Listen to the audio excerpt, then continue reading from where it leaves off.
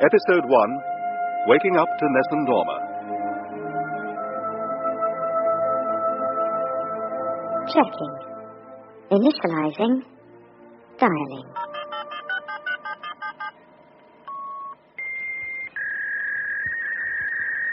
Login. Password. Protocol. Text. Hello. The cutting edge of technology, a new and revolutionary communications network, a truly massive upheaval in people's lives. Such was the impact of the Canal system around the dawning of the 19th century. This inner city section before you was in fact completed in 1820. How different London would have been then. Much more violent, much more dangerous. But I think we can safely say that we will shortly be in for a pretty tranquil trip today.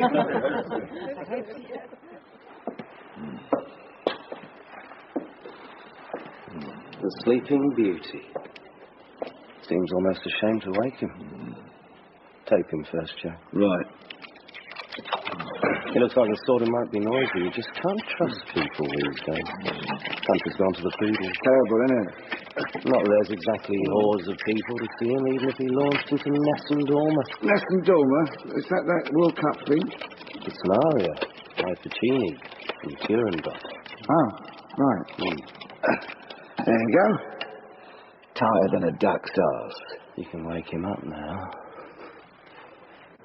The Regent's Canal may be less than 9 miles long, but there's a drop of almost 90 feet between Little Venice at one end and Limehouse at the other. Now, those of you with political memories may associate that with the Gang of Four and the Limehouse Agreement. Oh, come on, get on with it. Sorry, was that a question from someone? No, sorry, just clearing my throat. She said get on with it. What? Dad. She said that's jolly interesting. Thank you, Dad. He'll probably give us the entire history of the SDP now. So, where was I? Large number of locks on the canal. I don't think I'd actually mentioned them yet. Ah, but you must have been about to, because you were discussing the difference in levels. Ah, yes. Right. You're in a lively mood today. Not every day you take me out for a boat trip. There are 12 locks If in it doesn't all. speed it up, it won't be There the day are either. also 2 long tunnels. One bores its way through the ground for over half a mile, in the darkness, right under the heart of Islington. Tony Blair territory there, of course. Not a digression But on New no time Labour. to dwell on New Labour. Shame! Up the workers! But perhaps we should get on board. Can't stand here enjoying ourselves all day.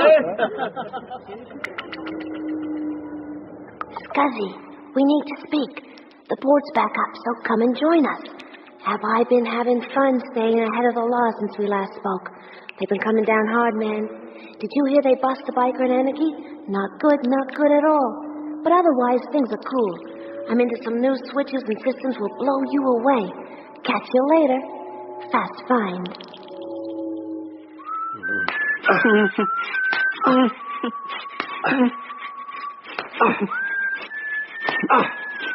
Wakey, rise and shine.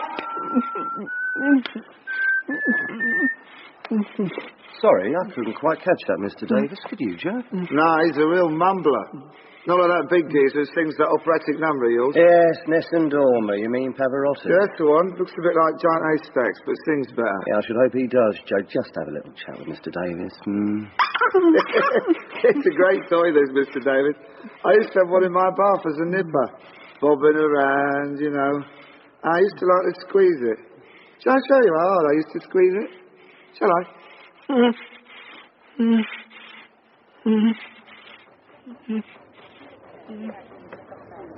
Can you manage if I support you this side? Yeah, as long as this rail doesn't give. Are you two all right there? Fine, thank you. I can do that for you. That's okay, it's okay. I'm in. Yes, but you need a bit of muscle, and you're A woman, you help servant. Come on, Dad. Yeah, all right. There. Hey, wait! Oh, yes. Well done. Lighter than he looks. Only if he looks 20 stone. Who looks 20 stone? Not you. Thanks for your assistance. We'll probably manage to sit down, all right? I think you were improving. Yeah, a little maybe. Don't expect a solo run up Everest next year. Just the north face of the Eiger to start with, is it? Chance to be a fine thing I could manage Muswell Hill. Oh, this is great, though. Nice boat. Oh, not bad, is it? Oh, come along, Daphne. There's two lovely seats up there. Good. All right. Quickly now, I didn't come on an expedition like this to get a poor view. I always insist on value for money, because if you haven't got that, well, what have you got? Some people think you can get away with shoddy, but I see straight through that. Always have done. Always will do. Well, don't dawdle, dear. Come along. I am coming on, Felicity. Now, all settle down. Can you all hear me? Yes. Then, splice the main brace and set the tiller for a fair passage, Mr. Mate. I hope what we see is going to be worth paying attention to.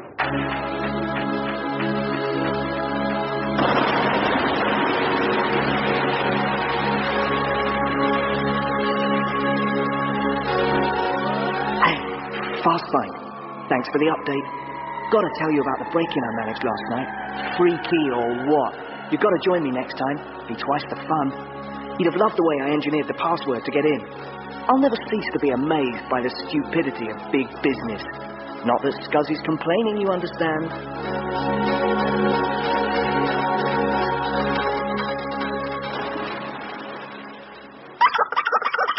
Oh dear, he's gone to sleep again. For good. I said the country's not what it was, didn't I? You did. And I was sadly right. That Pavarotti's one of them free tenors, right? He is indeed, Joe. I like them. Yeah. But Puccini, you should give a recording of Bjorling a listen instead. Different class. Bjorling? Oh, I thought he played for Leeds. That's Brolin. Oh. Come on. Let's move our friend along, shall we?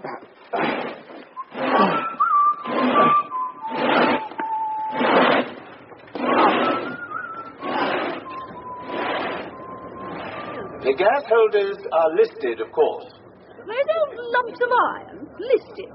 Like Tower Bridge or the Houses of Parliament. As part of London's industrial heritage. Oh, but they're so ugly. Well, you wouldn't list them if you were on the listing quango, would you, Daphne? I don't think it's a quango, Felicity. I don't care what it is. They're obviously absolutely bonkers. Pretty impressive, eh? I wouldn't have wanted to live near them when they were in operation, though. Imagine the stench. Mind you, given her expression, old Barbara Cartland looks like she can smell it anyway. Barbara Cartland. You enjoying it, then? There I am. Good. I'm back at work tomorrow, so I'm afraid you'll have to amuse yourself, then. Yeah, pity about Sally. Well, we all deserve a holiday, Dad. Well, I've got used to having her around. I'll be lonely. No. Well, there's always Coco and Peter. Well, I've never found dog's company. To your right, you can begin to make out Gilbert Scott's masterpiece, St. Pancras Station. This magnificent building has recently been restored and is, of course, also listed. Well, I should hope so. Now, that is a building. The Victorians knew a thing or two about solid structures. You can't imagine them building tower blocks or that ghastly National Theatre. I quite like the National. They had class. That's what's missing now. These days, it's all riff-raff and shoddy. Oh, not another bridge. We've lost that lovely view.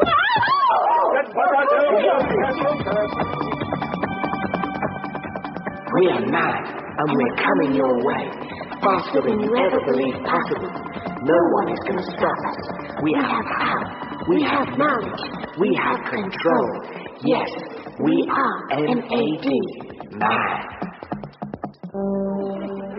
Excuse me, could I just get through? Thank you. Oh, thank you. Excuse me. Madam, you really can leave this to me. It most certainly is not women's work. No, not when she happens to be DSI Enfield Metropolitan Police. You tell him, Julie. That's my daughter.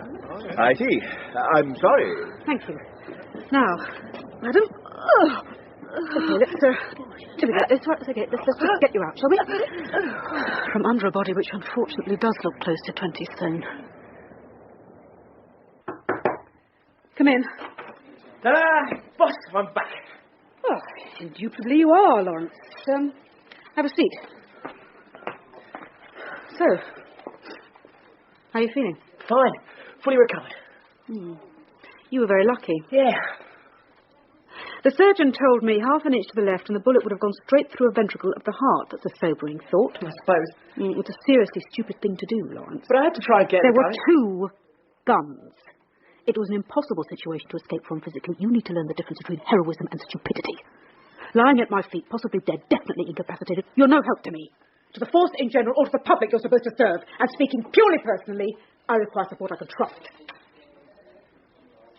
See, I'm being carpeted, am I? You are being told what's expected of your future conduct while you're working at my side. At your side? Yes, I believe that's what I said. Welcome back, Lawrence. I hope you took all that in. Now, okay, let's get on. We've got a case which, in fact, almost literally fell into my lap. And the body just landed on top of her? Uh-huh.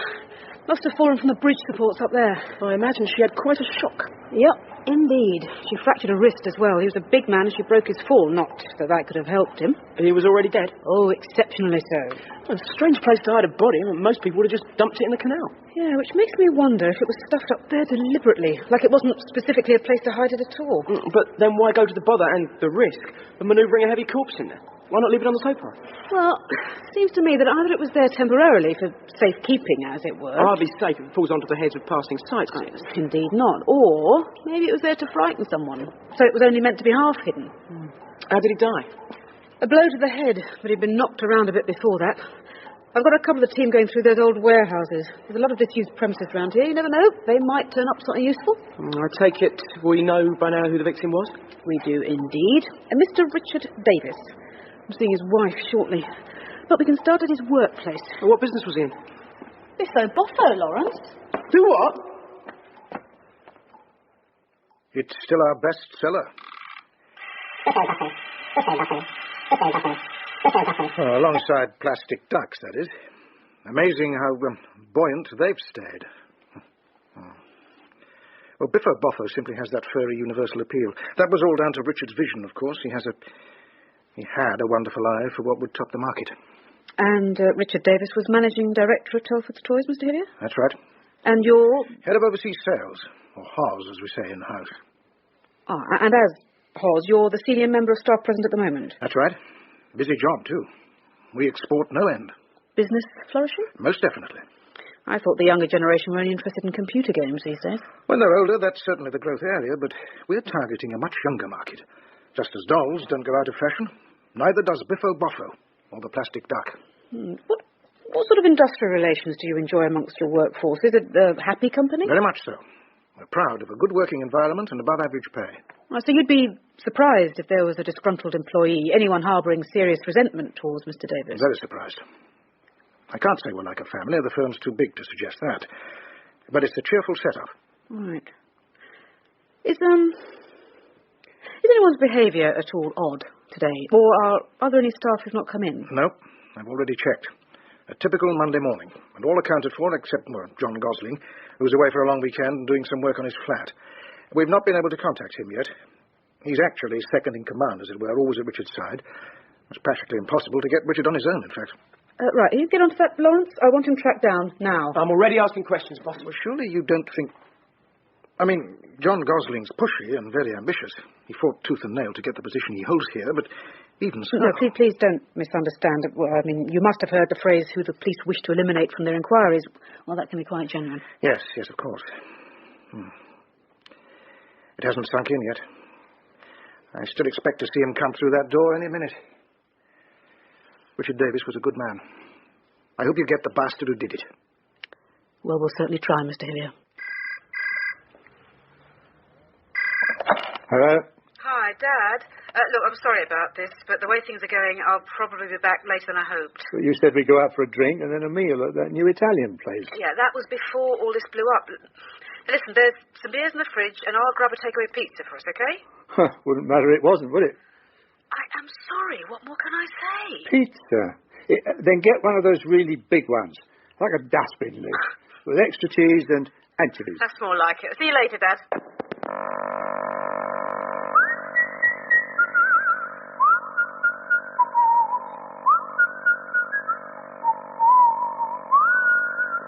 Break, breakaway. Break, breaking in more like, and it's child's play. No one's ever going to catch Scuzzy. No way, no how. Free as a bird. A bird on a wire. on a wire.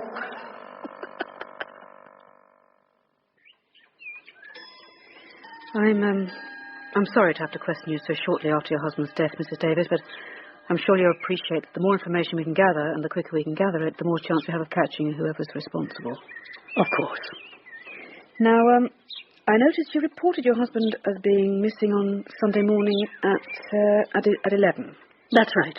And when did you last see him alive? At about 8, before he went into work. On a Sunday? That wasn't at all unusual. Oh, I see, but tell me, why did you call to report him missing a mere 3 hours after you'd seen him? Had something happened that worried you? Well, no, nothing particular, except I tried to phone him at the office and he wasn't there. Richard was obsessive about his work. Did your husband have any obvious enemies?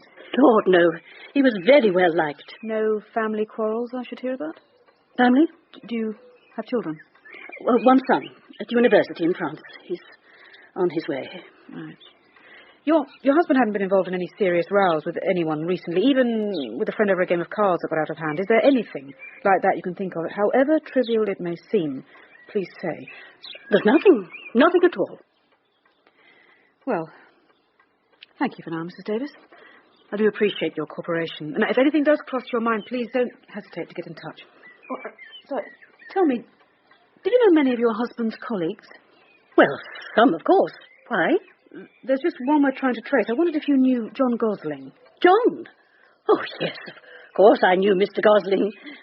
He's not a suspect, surely. Not necessarily. He wouldn't have had any problems with your husband, would he? No.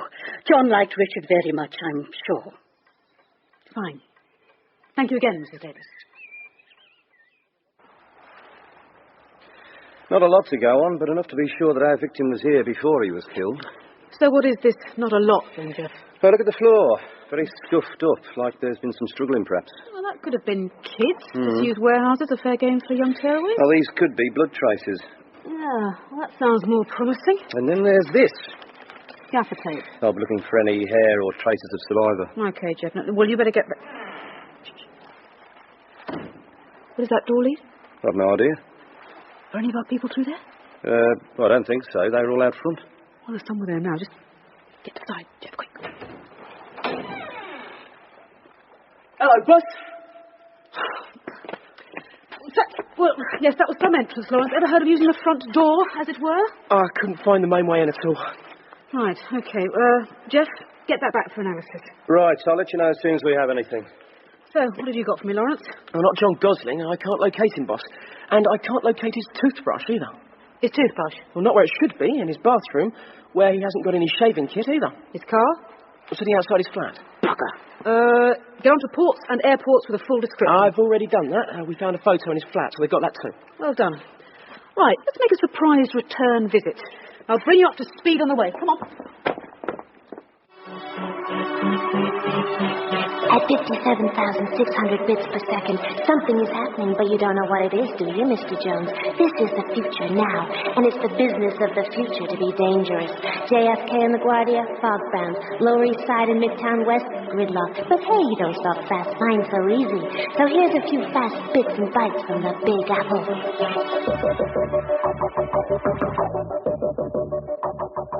I brought D.S. Evans along because I thought he had some information that might interest you. I don't understand. Lawrence? I've been looking for Mr. John Gosling. You found him? Not yet, but we will. The ports and airports have been alerted. Ports and airports? Why? He'd packed his bags. But he could be having a weekend away. He was supposed to be working on his flat. Tell us a little bit more about the nature of your relationship with Mr. Gosling, and please don't lie. I was seeing him. And when did you see him last? On Saturday night. Where? A little hotel in Bayswater, the Centurion. How long were you there? The whole night. What about your husband? He thought I was with my sister. Where is Mr. Gosling now? I don't know. Honestly. I tried ringing the hotel. You've been covering this up for one of two reasons, both of which would be to protect John Gosling. Either you knew that he had killed your husband, or if not, you suspected he had. Oh, no. John couldn't kill anyone. Lawrence, through here a moment.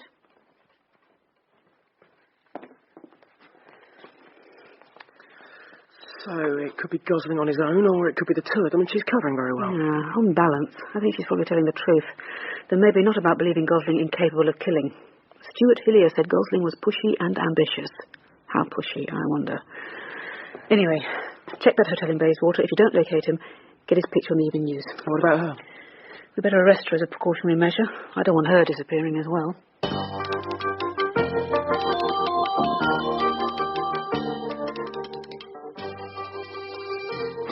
Yes, a bit small, but nice. Small? That's what they call a jumbo pizza, Dad. Yeah, and they don't understand English. Then again, they are Italians, I suppose. Oh, I do like anchovies. Nice and tangy. First came across them when I was in the Navy. Would you like another beer? Oh, why not? Yes. No, I'll get them. Oh, no, it's all right. I can manage. You just set up the game. Okay, if you insist. So, when did you first try anchovies with the Navy, then? Portsmouth. I thought it was going to be somewhere exotic. The place I was in was pretty exotic. You obviously don't know the back streets of Portsmouth. No, someone had just brought a few home from the Mediterranean. You know, I tried a lot of different food around the world, but I never had a meal to beat your mum's Sunday roast. I still miss having that. Some of these super chefs you see on the telly, I bet they couldn't hold a candle to her Yorkshire pud, eh? Well, probably not. Yeah. So, come on now, who are you going to be then, Dad? Colonel Mustard. Right, yours. I'll be Miss Scarlet, which means I go first. 6. Ha-ha. Scarlet's feeling frisky tonight. There you are. Oh, thank you. Right, here we go. Your turn. All right. Oh, I wasn't expecting anybody. We'll be a sec. Pluto. It's all right. 1. Looks like Mustard's got a gummy leg. Dad? Yeah? Meet Detective Sergeant Lawrence Evans. Evening. They're just starting. Who do you want to be, Professor Plum? No, I won't stay long. Oh, shame. Pluto's better with more players. So, is this business or pleasure, Lawrence? Well, it's a present for you. It's not her birthday for 3 months yet. It's, when you started ticking me off this morning, you know, that dressing down about heroics and stupidity, I was gutted. I suddenly realised how much I wanted to carry on working with you. This is just to say thank you. Oh, that's quite a speech, Lawrence. I'm touched. But what is it? Well, I know you've got a home computer. It's a modem to go with it. While I was recovering, I really got into all that communication stuff, and last week I got a new modem, 28.8. This is my old one. It's only 14.4, but that's still not bad. What does it do? Oh, with software, connects you to the internet. Well, thank you, Lawrence. I hope I'm up to the technicalities. 28.8 and 14.4 mean nothing to me. Oh, that's just the speed it shifts data bits over your phone line to other computers. Oh, well, excuse me. Old-fashioned voice data coming in. What's the music? Some of Julie's Southern Soul stuff. Oh, I'm into Blur and Pulp. Sounds nasty. So, what's this internet got to offer then? Anything and everything. Yeah? Get online and you'll be part of the information superhighway. In South Islington, lay by more like. Lawrence, get your skates on. That was an anonymous phone call suggesting I nip back to the canal. Sorry. See you later, Dad. Come on. Oh, great. I reckon it was the Reverend Green with lead piping in the billiard room. Sweet feeling for you, sweet baby. Oh, yeah.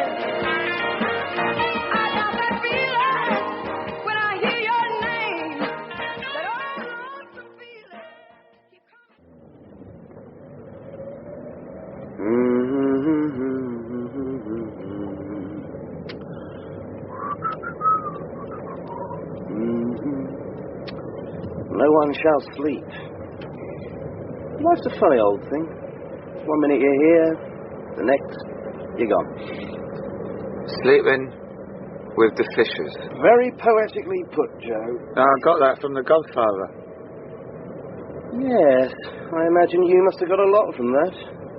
But have you ever been to Covent Garden or the Colosseum, Joe? The Colosseum? What, in Rome? No, not in... Oh, never mind.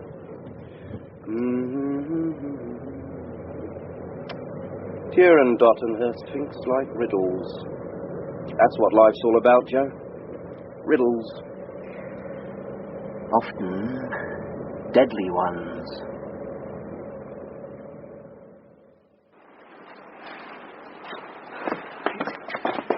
your torch, Lawrence? Here. Well, okay then.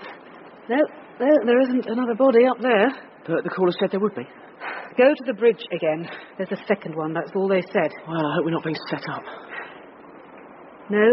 No, we're not, Lawrence. In the water. Right? Come on, let's get him out. Right. 1, 2, 3.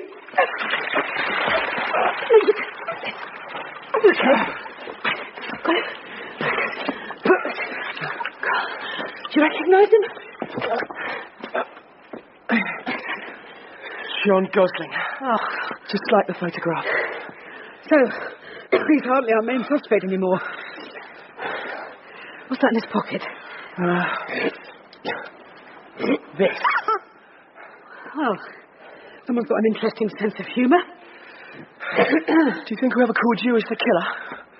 Well, maybe, but there's something very odd about that call. What's that? How do they know my number? I'm ex-directory. We're coming. We're unstoppable. We're all-powerful. We're the future. We're mad. Heart close. PPP down. Goodbye.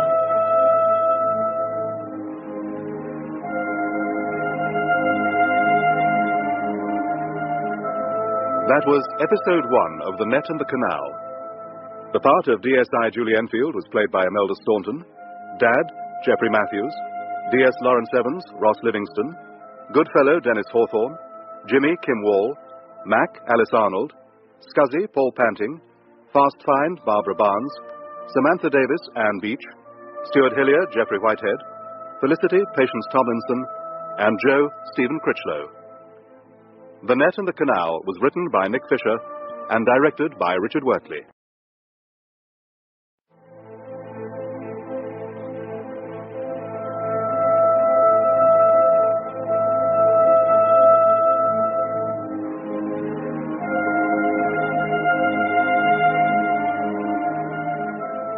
Julie Enfield Investigates The Net and the Canal by Nick Fisher, with Imelda Staunton as Julie Enfield. Episode 2, Communicating with the President. Login. Password. Protocol. Text. Hello. So, what have we got, Lawrence? Death by drowning, according to forensic. And I take it we don't think it was an accident? Absolutely not, nor suicide. Given those plastic ducks on him, I didn't think it would be too macabre. What did Jeff find? Cuts and bruising. Then, like Davis, Gosling had been roughed up before being killed. Yeah, it looks that way. There's something else which might be more interesting, though. Rope burns to the wrists and the neck. The neck?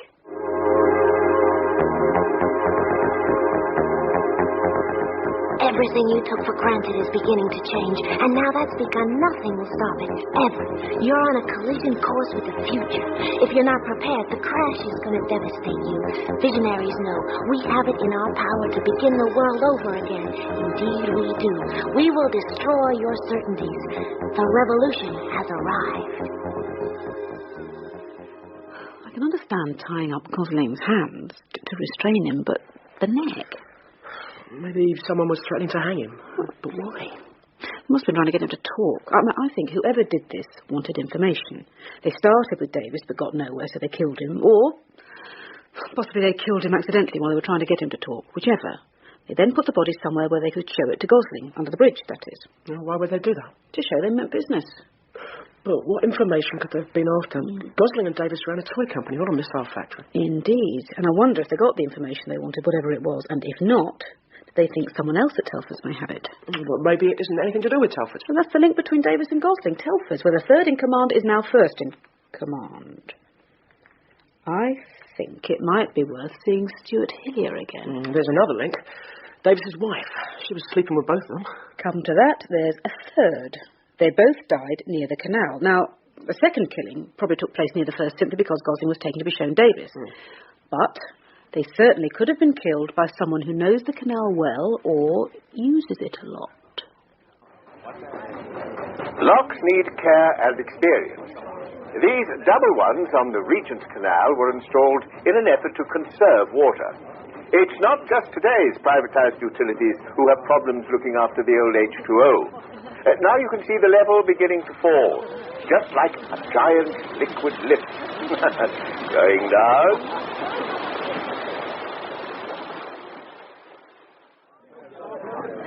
I am talking silly money here, girls. But if you don't want earrings, I've got other stock. Here, come to the middle here. Come on, don't be shy. Now, look, necklaces, handmade in India, by Indians. The real McCoy. Quality goods, because Honest Jack never deals in nothing but. The only other place you'll find this gear is Harrods, with a price tag to make even old Fergie fall over backwards. Now, of course, if you can't see what you want on display, just ask. I've got stacks of stuff there's not room for. You after something special you can't spot, eh, darling? Come on then, spit it out. And what about that phone call to you? Was that the killers or someone informing on them? Well, it's pretty odd informing. It's hardly given us any leads. And the body would have been found by morning at the latest anyway. So you think it was the killer? Well, there have been cases where villains had fun taunting the police, but they didn't ring the station. They rang me at home. And I'm ex-directory. I'm getting a trace set up in case they try that again. Well, if they couldn't look your number up, they must have known it already, which means... Yeah? That it's someone you've given your number to, or, of course, someone who's got your number from someone you gave it to, or something. Right. Doesn't sound too great, whichever way you put it, Lawrence. Now, not when you consider that the majority of people who have that number are in... Gosling as well as Richard. This just doesn't make sense. In my experience, there's usually a reason for crime, Mr. Hillier, however senseless it may appear at first. Tell me, in lieu of Mr. Davis and Mr. Gosling, I take it that you're now the senior executive of Telford's. That's right. When Mr. Gosling became deputy to Richard Davis, did you apply for the post too? Yes, I did. But you didn't get the job. Do you know why? Richard told me he chose John Gosling because he felt he had more edge, a tougher business streak. And how did you feel about that? How do you think? I'd been here much longer. I had the experience. I'd been with Richard from the early days. So there wasn't much love lost between you and Mr. Gosling? No. And after that, I assume you felt rather differently about Mr. Davis too, because of his choice of deputy, I mean. I was somewhat angry with him, yes. How angry is somewhat, Mr. Hillier? I'm sorry? Do you ever get violent when you're angry? What are you trying to say? Could you just answer the question, please? This is outrageous. You're suggesting... I'm suggesting nothing. I'm simply asking a few questions that seem to upset you, like, where were you on Saturday night? In the Cotswolds with my family. That's checkable, I take it? Of course it bloody well is. Fine. My detective sergeant will go over it later. Now, what position did you hold before becoming head of your overseas sales department? HOS, I believe you called it. I headed our highly successful English sales division.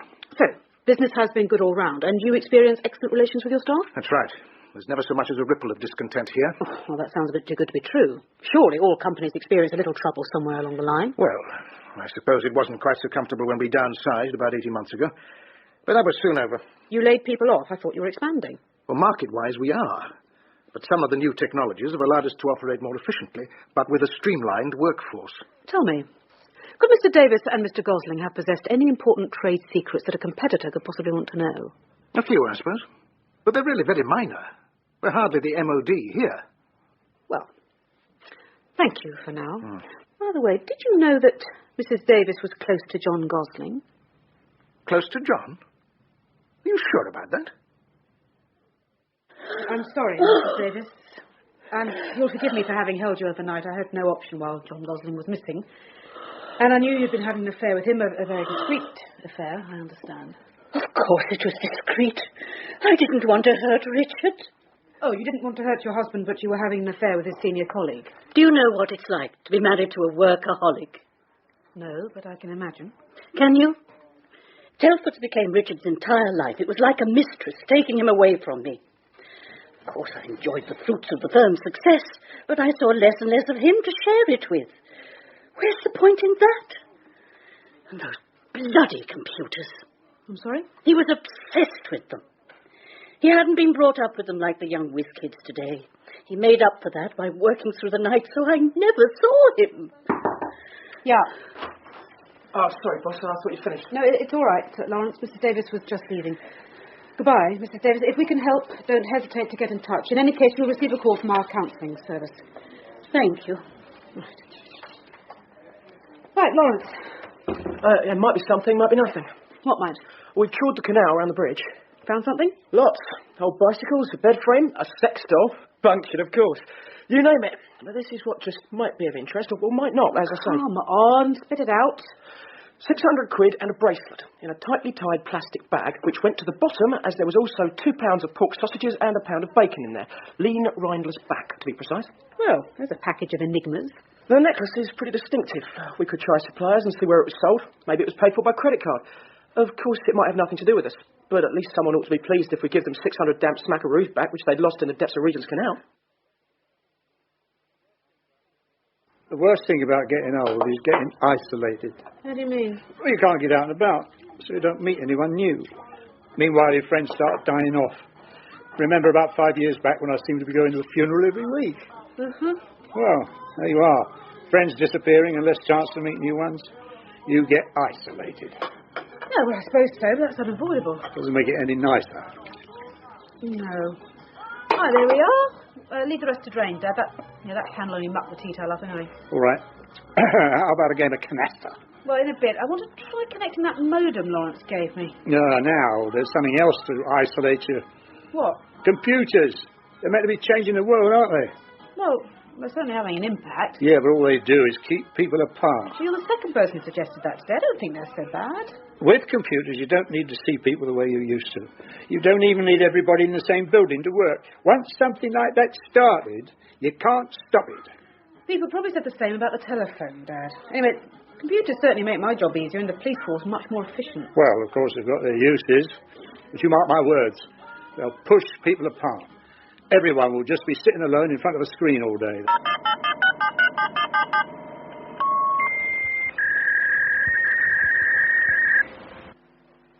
Enter port name. Idle timeout. Echo interval. Check boxes. Terminal window. Hang up on close. Fast find. We need to talk. Away from prying eyes.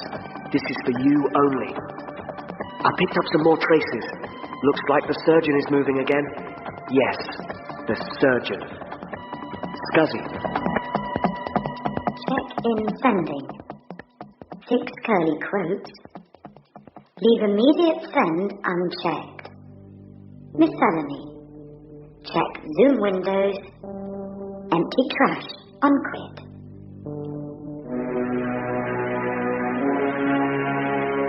Oh dear. You are going to be so sick, baby.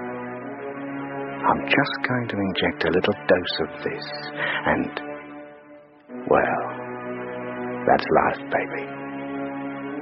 Or rather, death. It's your fault. Should have taken more care.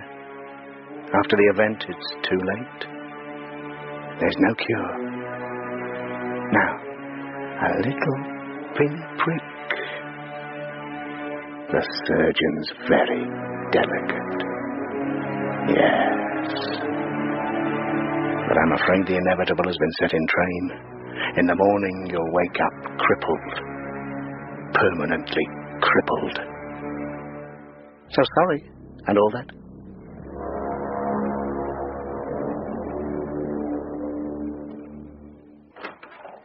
Morning, Lawrence. I am online. Beg your pardon? Full internet access to the information superhighway. Well, how did you manage that so quickly? I set up an account with a service provider. It's a bit more complicated than that. Well, absolutely so. I configured a typical comms package of 8 bits, no parity and one-stop bits, set up hard handshaking RTS CTS, downloaded MAC TCP and point-to-point protocol, configured the software, pressed the keyboard button, marked blast off, and hey presto, landed in cyberspace. It was simple, really. How the hell did you learn all that? Oh, well, there are these things that you may not have come across, Lawrence. They're called books. Dreadfully old-fashioned, I know, but such good teaching aids. You seriously got it all done last night? Yep. Though I've got an awful lot to learn. Still, I managed to set up my electronic mail and have a glance at the World Wide Web before Dad insisted on a very complex game of canasta. Oh, I'm impressed. Well, I can't let the younger generation run away with things. So now, what have we got on Gosling and Davis? No credit card buyer for that bracelet. But the interesting bit of info is it comes from a range of jewellery that's only distributed to a small number of outlets. One of which supplies a few market traders, and one of those traders, a certain honest Jack, works at Camden Lock Market. Ooh, now there's a thing. Right by the canal. You know, we still haven't got anywhere near a motive on this, Lawrence. How's Hilliard's alibi? Watertight. Yeah, I thought it would be. Have we counted out Mrs. Davis? Why? Why do you ask? Well, just that she's got the strongest links to the victims. Were you suggesting she might have a motive for killing them? Well, we know she wasn't as close to her husband as she might have been. What if she set Gosling up to deal with him, but that was a double cross? She'd just been using it. So she then had Gosling taken out by someone else, like our market trader, maybe. Yeah, I think you've been reading the wrong sort of paperbacks, Lawrence. Hello there, Inspector. Well, we do get around, don't we? Caught the murderer yet? Or did I hear that another body's been found? No comment. Slightly exciting occurrence on board this very boat the other day, ladies and gentlemen. We uncovered a corpse. And on the towpath is the policewoman who's Great. investigating I so like working undercover. Frankly baffled is what the yard looks to me, ladies and gentlemen. Frankly baffled. Lawrence, you go on to the market. I'm just going to have a word with Admiral Nelson. You have any option but to try? I guess not. Okay, let's start crawling. But stealthy, Scuzzy. I sure don't want the plague. Don't worry. Me neither. Hey, you know what? Enfield's gone online. You're kidding me. No, as of last night. Well, Scuzzy, no more phone calls then.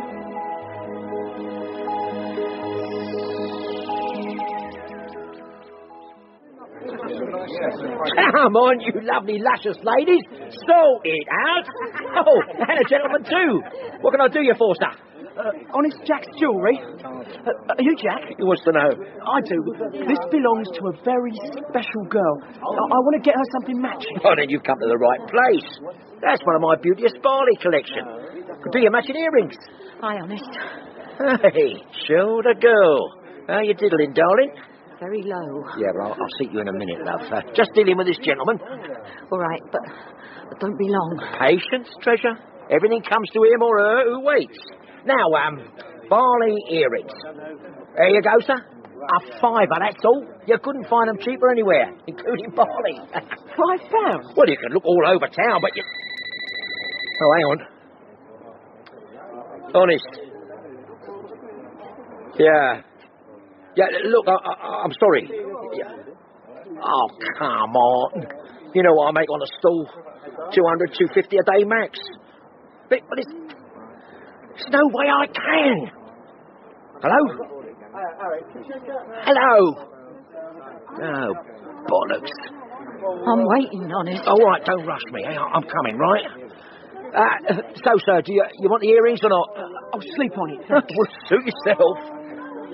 Right then, Cheryl.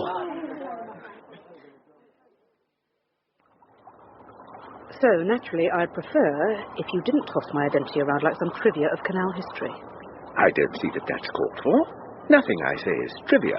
It's all hard fact. Well, let's not argue semantics. Just refrain from the quips about my work while you're giving your guided tours, Mr. Goodfellow.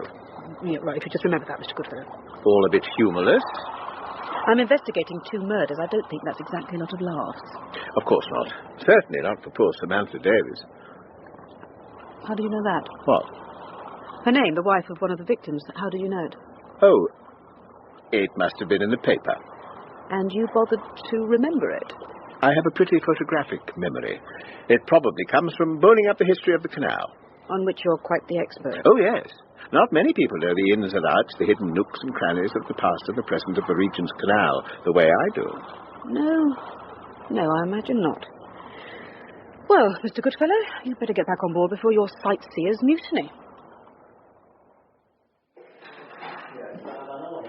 If what I overheard about his earnings on that call is true, 200 quid or so a day gross, then that money we found is hardly likely to be honest Jack's. Sounds that way. But, boss, what do they call it in the theatre when there's something going on under the surface? Well, subtext. Yeah, that's it. You're doing an Open University degree in English or something, aren't you? Hardly. I just thought...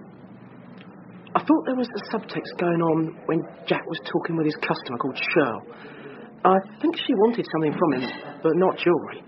And she was a bit, I don't know, jumpy. Well, perhaps they're handing stolen goods. I bet some market gear still tumbles off the back of the proverbial lorry, eh? Yeah, true. I think I'll have double sausage, egg and chips, 2 rounds of bread. How about you? Well, yeah, very tempting, but I should go and check on Dad.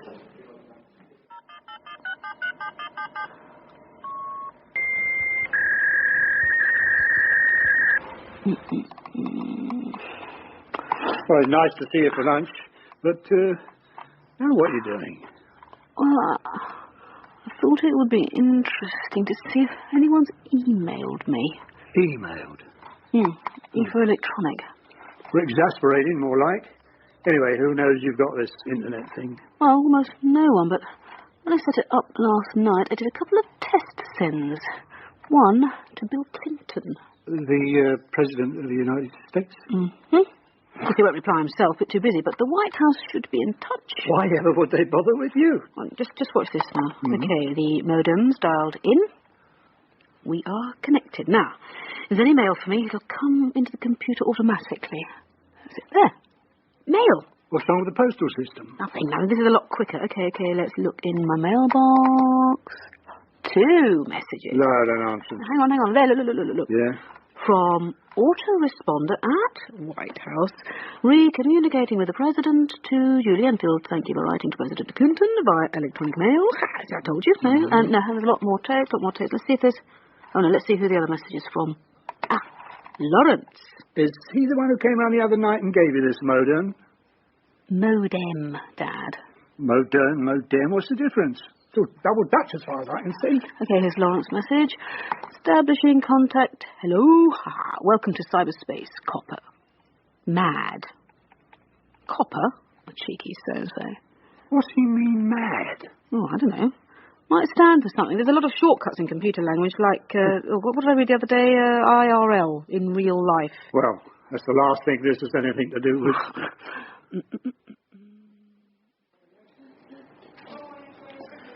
Nice lunch. Yes, thanks. Copper, indeed. I'm sorry. Calling me copper's a bit cheeky, but thanks for the email. What does mad mean? Well, it means what you seem like at the moment. What do you mean, thanks for the email? I haven't sent it. Oh, come on. Well, how could I? I haven't got your address. I mean, I've got your ordinary address, but I haven't got your email address, right? That doesn't make sense. Oh, sorry about this. What are you doing? I just wanted to try and read the rest of that stuff from the President. You'd left the computer on. Yeah, well, you can do. It's not like an iron. Yeah, I must have pressed the wrong button. I didn't really know what I was doing. It's just frozen, boss. Here we go. Now I'm done. So, where's this message that's meant to be from me? Mailbox. In tray. Okay. I don't believe it. Well, that's my email address, all right, no question. This came from my computer. Well, someone must have broken into your flat then. No, look at the time it was sent. I was having breakfast then, and the computer wasn't even on. I don't understand. Nor do I. Well, I certainly don't. Lawrence? Yeah? There's another message come in. Another message from you.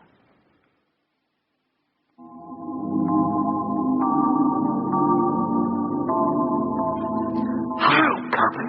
Or do you prefer Detective Superintendent Enfield? Copper short. We'll stick to that. The law is so done, there's no way it'll crack this. Telford's PCs, Copper. We are mad. Bye. What does that mean, Telford's PCs? PCs as in personal computers rather than police constables, I suppose. Yes, I agree, but we are mad. How can whoever it is be sending this as if it's from you? I have no idea. And how can they have my email address, and why do they know my name? Again, I haven't got the foggiest. Well, we better get back to Telford's. Boss, this could be a trap. Indeed it could, Lawrence, to keep your wits about you. Come on.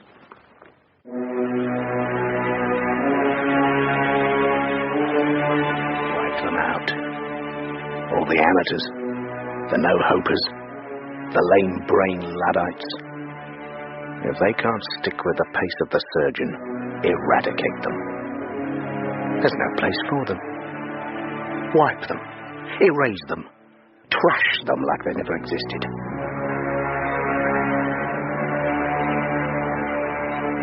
No, don't exhaust my ears. I've a trip to the Opera House lined up for tonight, and I don't want tired hearing, now do I? Quite.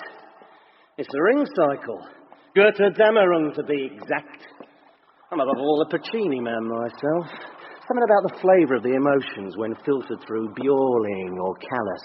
However, the best of Wagner is sublime, and I do find he has things to say about, for instance, duty, power, love, and loyalty, honest. This is the quickest way. We can nip over the Tone Bridge and down South Street. Telford's is just at the end. God, it's getting dark early, isn't it? Watch the step. That's slippery. Those messages have to be from the killer, don't they? But why would he, or she, or... This is ridiculous. We don't know if it's a single white female from Basingstoke or a dozen green men from Mars. Why would whoever it is write to us like that? Well, maybe they're taunting us, like you said about that phone call. They just think they're clever. Think? On the balance of evidence so far, I'd say they unquestionably are. Loyalty. Sadly, a deeply unfashionable thing. This country really has gone to the poodles. Let's go for a little walk, shall we, Joe? Give 'em a helping hand. Let's stretch our legs by the canal. I do love watching the trembling sheen of the water as the curtain of night begins to tumble from the heavens. The twilight of the gods, is it not?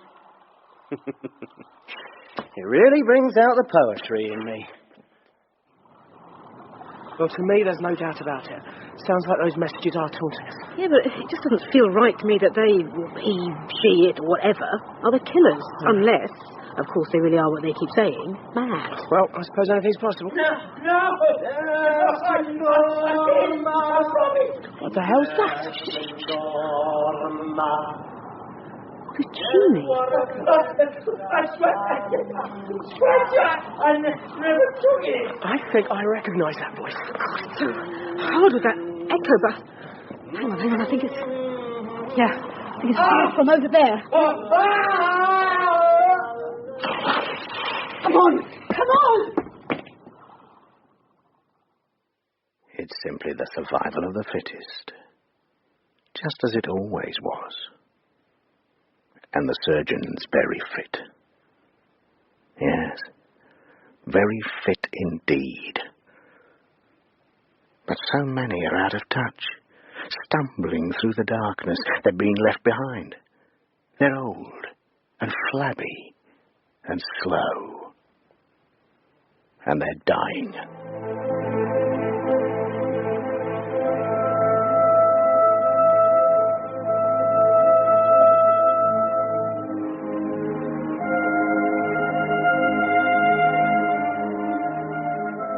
That was episode 2 of The Net and the Canal. The part of DSI Julie Enfield was played by Imelda Staunton, Dad by Jeffrey Matthews, DS Lawrence Evans, Ross Livingston, Goodfellow Dennis Hawthorne, Mac Alice Arnold, Scuzzy Paul Panting, Fast Find Barbara Barnes, Stuart Hillier Jeffrey Whitehead, Samantha Davis Anne Beach, Jimmy Kim Wall, Honest Jack John Hollis, and the surgeon David Timson. The Net and the Canal was written by Nick Fisher and directed by Richard Wortley.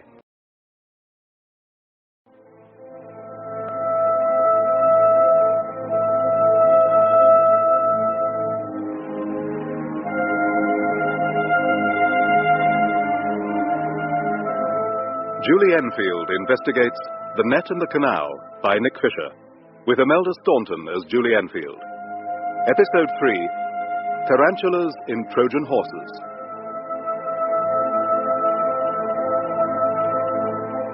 High density. In internal drive, 898K on disk, 919,040 bytes used for 31 items. Open dialog box. Warning. Suspicious activity detected. There may be trouble ahead, but while there's moonlight and music and love and romance, let's face the music and dance. Hi, Charmaine here. I'm so glad you phoned. At the moment, I'm otherwise engaged, but I'd love to see you just as soon as I'm through. So why don't you come round? Just make a note of my address. I'm near Regent's Park. Not far from the zoo with all those wild animals. Are you a wild animal? What's going along here, Lawrence? I can't see anyone in the water. Maybe he's gone under. Well, maybe we've come the wrong way. Well, no, this has to be where the shouting came from. I suppose sound travels well across water. It could be a bit further off. Boss, what's that up there? Right by the towpath.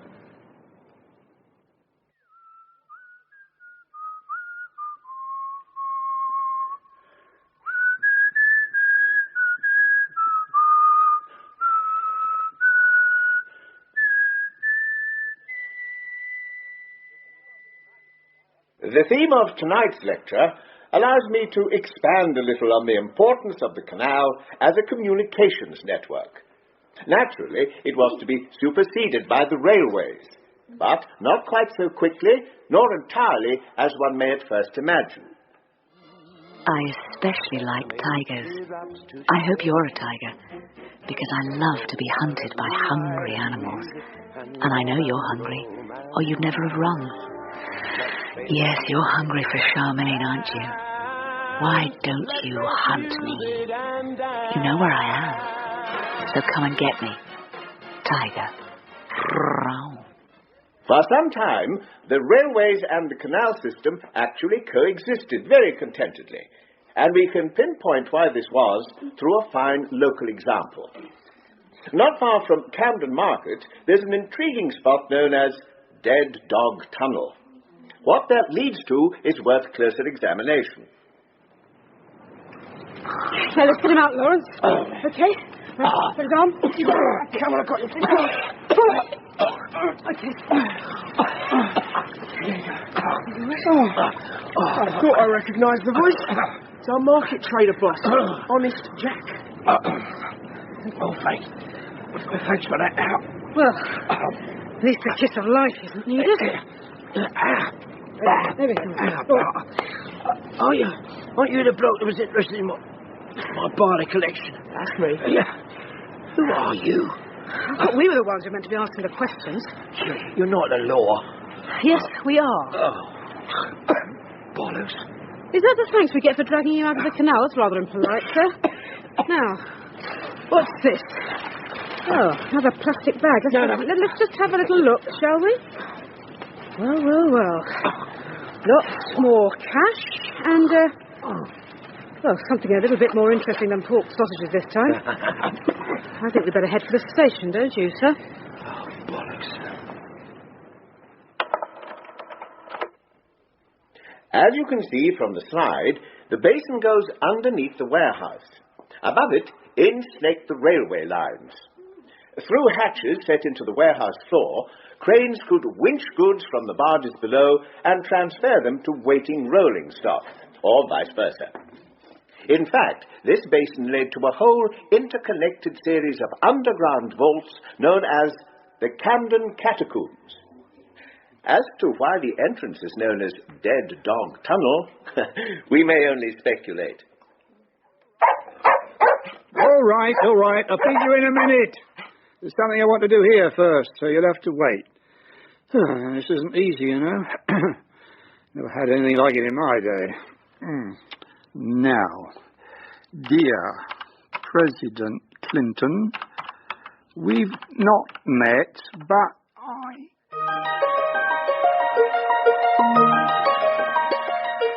Hey, fast find. Scuzzy here. I've hacked into Dunstables rerouting through Sydney and LA, so no chance of a trace. And guess what? The surgeon's fingerprints are all over the place. They had a neat firewall that you've got to check out. Guess he whacked that up. But I got round it okay. Now we've got some work to do. Honest. That's ironic, given the contents of this bag. I don't think the lab analysis will say that these tablets are aspirin, or that the powder would be much use at a laundrette. You are in a lot of trouble. Now, it's possible you work for yourself, but it's much more likely that you work with or for someone else. Now, I'd like to know about them, as I'd like to know about the people who you get your supplies from. Do speak up, I can't quite hear you. Get lost. You realise that things can be made easier for you if you cooperate? Bollocks. You're a bit linguistically challenged, aren't you? Perhaps you could expand your vernacular in Wandsworth Prison. Dealing Class A drugs, you'll have plenty of time. You're wasting your breath. You mean you're frightened of someone? I'll give over. You're frightened. So who threw you in the canal? I slipped. And London water's very hard, I suppose. What? That's how you got the black eye and the cut lip? I had a fight in a pub. Who with? Well, I didn't know him. Which pub? I forget. Oh. A handy case of selective amnesia. Yeah, shame, innit? You don't work for yourself. You haven't got the nous and you're frightened of your bosses. I ain't frightened of no one. Bollocks. Lawrence, application for a warrant to search our talkative friend's home. Then let's get where we were going before we were so rudely interrupted. Perhaps we should have phoned Hillier to get him to meet us here. But then we'd have to explain what we want to see, and I don't want anyone knowing that. Then we should have got a warrant. Not needed. Okay, right, look. Yeah, that window's not fastened properly, is it? Well, no. Well, perhaps we should check that no one's broken in. I see what you mean, boss. I mean, there could be thieves in there right now. Exactly. Okay, in you go. Right.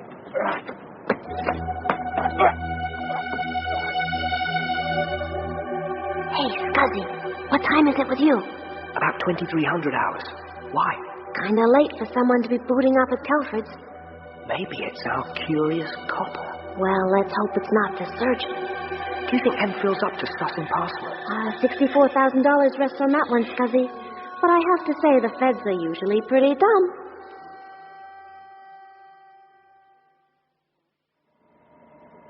We've got a problem, boss. Why? It's asking for a password before it'll allow access. A password? Yeah, it could be anything. Well, no, that's not strictly true. I mean, it's Richard Davis's computer, right? Yeah. So the password for it can only be something that he'd choose. Yeah, but that could still be anything at all. Only in theory. In practice, people turn to the familiar, in general, I mean, but they're bound to do the same with passwords. Let's try his first name. Richard. Access denied. What's his address? Stanley Street. Give that a go. Stanley. Denied. Oh, wife's name, Samantha. Samantha. Yes, we're in. Well done. Elementary, my dear Lawrence. Okay, now go into documents. Here we go. God, that's a lot of folders. I'll try competitors. Right. Okay, there. Files on every toy company going. Okay, open one at random. Gus's Games. Detailed records of their business. Could this be classified? No. If you get all that at company's house. Okay, go back to folders. Right. There you go. Okay, now, scroll through. Slowly. Keep going. Stop. Stanley. Name of his street. Okay, try it. What's this? I've never seen icons like these before. Well, open sesame, Lawrence. No, sorry. No open at all, I'm afraid. We need another password? I think we need more than that. These files are encrypted. If we don't know how to convert them to normal text, it'll be gobbledygook. Can we copy it and take it with us? It's simple. There's a box of floppies over there. It has been a pleasure writing to you, Mr. President. I hope you bear my comments in mind. Yours faithfully, John Enfield. Any results yet? No, but the boffins are beavering, so it shouldn't be long. Anything from you? The search at Honest's place didn't come up with a lot, but apparently he's got a lock-up where he keeps his market gear. Could be worth a look. There was this address book in his flat, though. Nothing on at first glance. There's just one tiny thing, a back page. Oh, number without a name or address. My curiosity is aroused. Listen, Lawrence, get a couple of the team over to that lock-up pronto. Okay, won't be a sec. Okay, and the mystery number belongs to... Hi, Charmaine here. I'm so glad you phoned. At the moment, I'm otherwise engaged, but I'd love to see you as soon as I'm through. Someone's been trying to trace me. Now that's not nice. That's something the surgeon doesn't like at all. I want to see behavior like that cut out. I think I may be obliged to sharpen up my act and get ready to operate on the guilty party. Yes, you're hungry for Charmaine, aren't you? Why don't you hunt me? You know where I am, so come and get me, Tiger. Near Regent's Park. So, near the canal. Ah, Lawrence, perfect timing. I do hope you're feeling like a moderately ravenous big cat. Like a drink? Yes, thanks. I'll have a lager. English or continental? Continental. German or Scandinavian? Is this place an off-licence? This place is quality. And extremely well equipped. In all ways. I see. German. Make yourself comfortable. I'll get that beer. Oh, Lawrence Tiger Evans. Got a ring to it, eh, Stan? I suppose. But I always thought of him as being more like a sheepdog myself. So, who's this Charmaine you're so keen on? Oh, we don't know a thing about her yet. One Bavarian lager. Thanks. Clarity's good, Stan. Why, we aim to please. Tell me, Tiger, how did you get my number? I don't exactly stick it up in telephone booths. Honest gave it to me. Have to thank him for pimping, will I? So you're a friend of Honest's? More of an associate. In the jewellery trade? No, in his other line of business. I'm with you. Would you like a line? No, thanks. At least he didn't say not when I'm on duty. So we all work for Jimmy then? Jimmy? Jimmy who? Get that name, Lawrence. Get some more detail. That's right. For Jimmy. You worked for him for long? Ever since I was old enough. Did you see him much? Tiger, let's stop messing about. What do you mean? You work for Jimmy, you know the rules. No silly talk with anyone. Now, let's get down to business. What do you like? Same as Honest? If so, I'll get the straps and some liquid gold. I just have to make a phone call first. My mum's in the hospital. I need to check regularly. Well done, Lawrence. He's ringing the station. He'll make it sound like it's bad news from the hospital and you have to leg it. She won't suspect anything. So, Jimmy won't know anyone's onto him. Well, Jimmy who, though?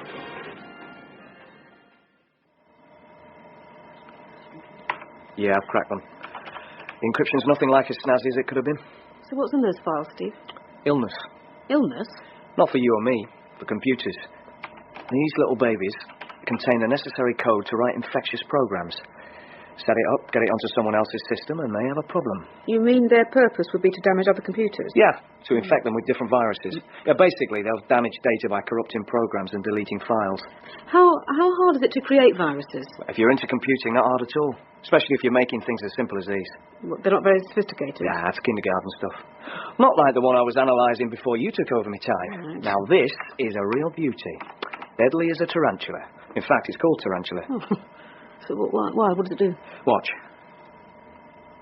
Here she goes. Your computer has a tarantula in it. It won't go away in a hurry, but your data will. In fact, your data's so frightened, it's running away. Now catch what happens to the contents of the infected file. There they go. So what's happening? Exactly what the virus told us.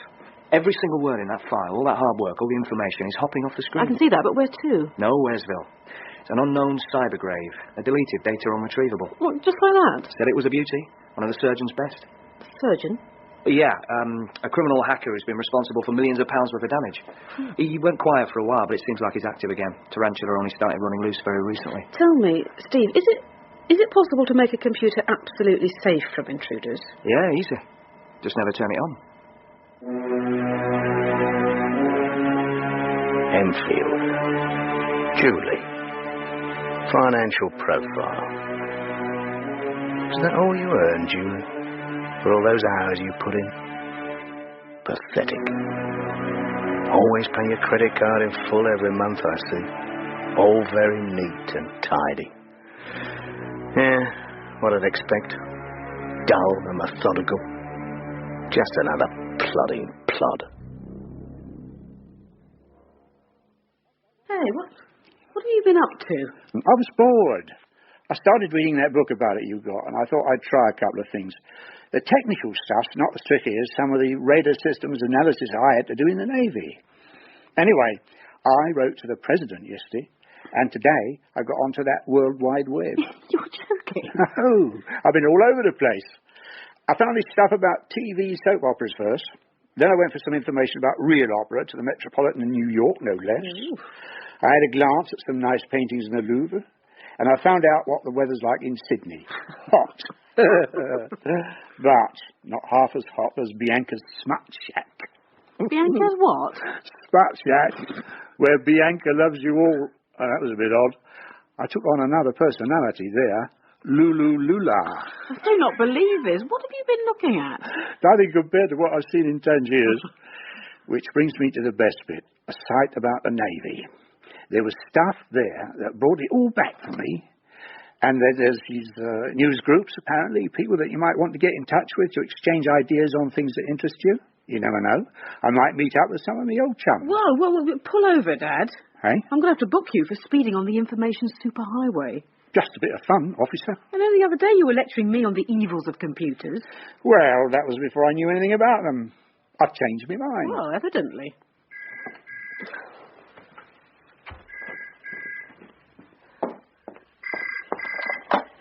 Hello? Hi, Copper. How you doing? Who is this? Scuzzy. Don't ask for more, you won't get it. How did you get hold of this number? Child's play. I'm ringing because your computer's not on. Leave it on in future, will you?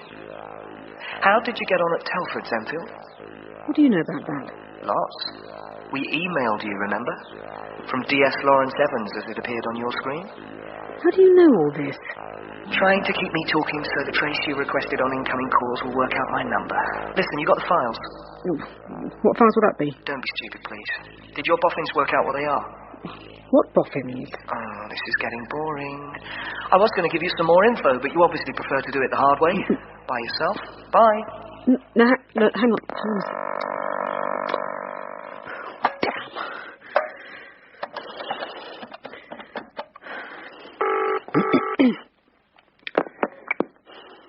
Hello, can I help? Yeah, DSI Julie Enfield here. Did you manage to trace the last call into me? That call was traced to Tokyo. Tokyo? Who to? It wasn't traced to a number, only a switch. What the hell's that? It's a computer that routes calls. So are you saying someone deliberately made this call untraceable? By rerouting it illegally, yes. Right. Thank you. Well, that is some competition we're up against. Competition.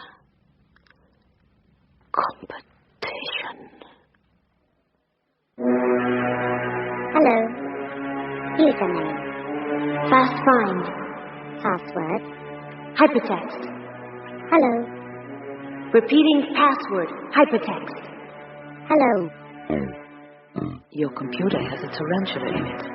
It won't go away in a hurry, but your data will. Shit. How the hell? Hard disk. Antiviral folder. Run protection. Now.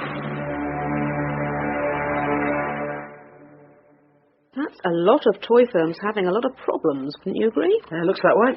So, we know what was going on. We do? Well, Telford's have been highly successful. Their major competitors have all had problems. If we check with a couple, we'd find that they've had extensive computer problems that add up to lost business or unhappy customers. And? Well, Davis worked all hours. His wife told us he was obsessed by computers. He had all sorts of information about creating viruses. I think he got them onto competitive systems to nobble their ability to stand up to Telford's in the marketplace. But are you suggesting someone found out and murdered him because of it? And Gosling too? Gosling would have been equally involved. He was chosen by Davis over Hillier's head because he was tougher, remember? Now, if you had severe financial problems and your company was going to the wall, well, you wouldn't feel too well disposed to be responsible. Yeah, but why would I talk to them before killing them? Yeah, I know. I can't square that either. I still tend to think someone was trying to get information out of them, but I don't know what. And how do Honest, Charmaine and Jimmy fit into that picture? Well, maybe they don't, and maybe that's separate, though. People do kill over drugs. Whatever, I'm stepping up surveillance on Charmaine. I've requested a phone tap, too. Well, Honest sells drugs for this Jimmy. Well, what if Telford's were dealing as well? I mean, import and export of kids' toys could be good cover. Well,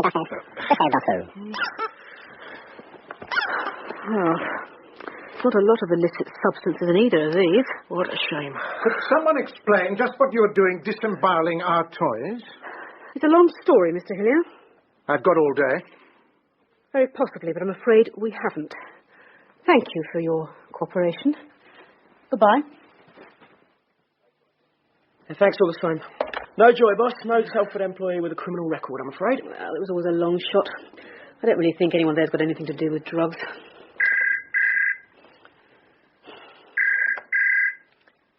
Hello? Julie, we've got another message from Lawrence that's not from Lawrence, if you get my meaning. I do indeed. What does it say? Whoever it is, they want to send us a file for our protection, whatever that means, with instructions on how to receive it. They say, hang on, it'll keep tarantula at bay if it's coming a Trojan horse. Oh, I don't understand a word of this. Listen, do you think you're up to following the instructions? I can try. Okay, well then do it. All right. There's one other thing. It says spiders, spelt with a Y. Spiders picked up message about dead dog tunnel rendezvous. That's all. Well, thanks, Dad. Try and get that file on our machine, okay? Bye now. Well, I still don't know who the hell's been phoning and emailing me, far less how they've achieved it. But unless I'm much mistaken, they're not exactly against us. What does a Trojan horse mean to you? It's any computer program that looks innocent, but which is actually hiding an unwanted visitor, usually a virus. I thought it had to be something like that. Why do they think the surgeon would be attacking me? Sorry? No, never mind. I'll explain later. Dead Dog Tunnel. Where's that map of the canal gone?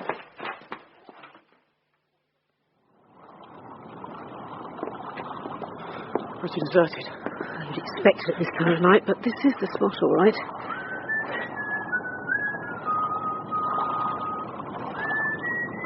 What's that? That's what we heard before Honest was dumped in the canal. But where the hell did it come from? I can't see a soul. It's that thing we had before, isn't it? The sound travels across water. Didn't seem very far off. Okay, let's see if there's any way in under that warehouse there where the water goes. Careful, it's slippery. But, it looks like there's a way through. Hold it. There's someone in there. Well. Our heritage guide, Mr. Goodfellow. What's that? If you go back and see, I'm going to get Goodfellow. Shit, where's he gone? Ross, are you sure it's a good idea? Just do it, Lawrence. Okay, but watch yourself in there.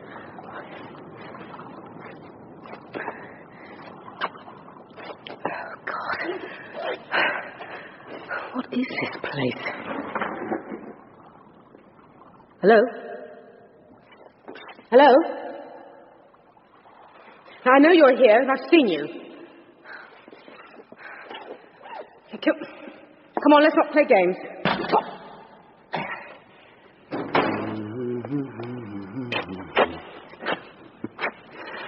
Listen, Dormer. No one shall sleep. It's not strictly true in this case. I'm afraid you're going to sleep for a very long time indeed. No stars twinkling with love and hope for you. And il nome mio nessun saprà. No one will discover my name. Least of all you. Vincero. I win. You lose. Goodbye.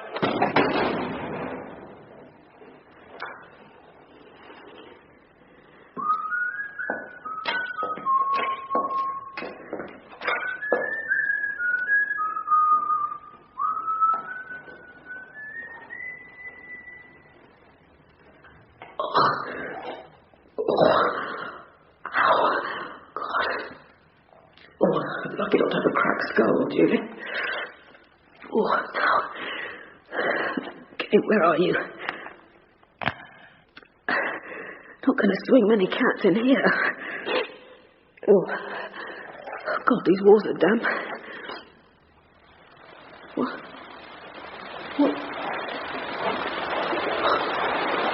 Excuse. You want to drown me in here? God, that's rising fast. You let me out. No, just think, Julie. Think. Can you open this chapter? No. Is anyone going to get here and get you out within 2 minutes maximum? No. Okay, all right. Then the only way out, the way the water's coming in, through a narrow tunnel that may last only 5 yards if you can deal with the current, or 55, and you'll die in there. However well you cope with the current. Right. But if you stay here, you definitely die. So I call that no choice at all. 1, 2, 3.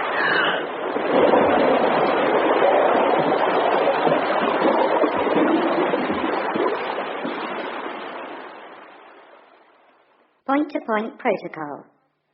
Hard close. Quit. Shutdown. That was episode 3 of The Net and the Canal. The part of DSI Julie Enfield was played by Imelda Staunton. Dad by Geoffrey Matthews. DS Lawrence Evans, Ross Livingston. Goodfellow, Dennis Hawthorne. Honest Jack, John Hollis. Stuart Hillier, Geoffrey Whitehead. Mac, Alice Arnold. Fast Find, Barbara Barnes. Scuzzy, Paul Panting. The Surgeon, David Timpson. Charmaine, Jane Whittenshaw. And Jimmy, Kim Wall. The Net and the Canal was written by Nick Fisher and directed by Richard Wortley.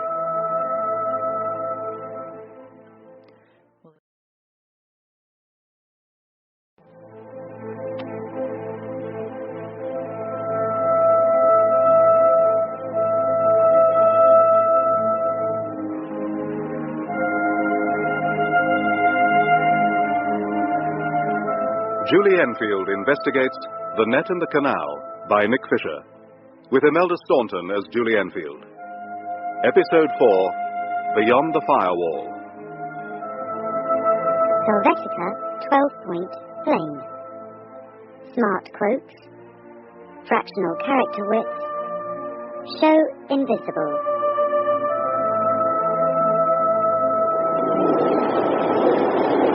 God, that current's strong. How long can a lungful of air last? Don't think about it. Think about the end of the tunnel. This can't go on forever. I'm going to see you behind bars for a very long time. If I ever get out of this pitch black bloody tube. Stop thinking about it. Think about Dad. You have to get back to him.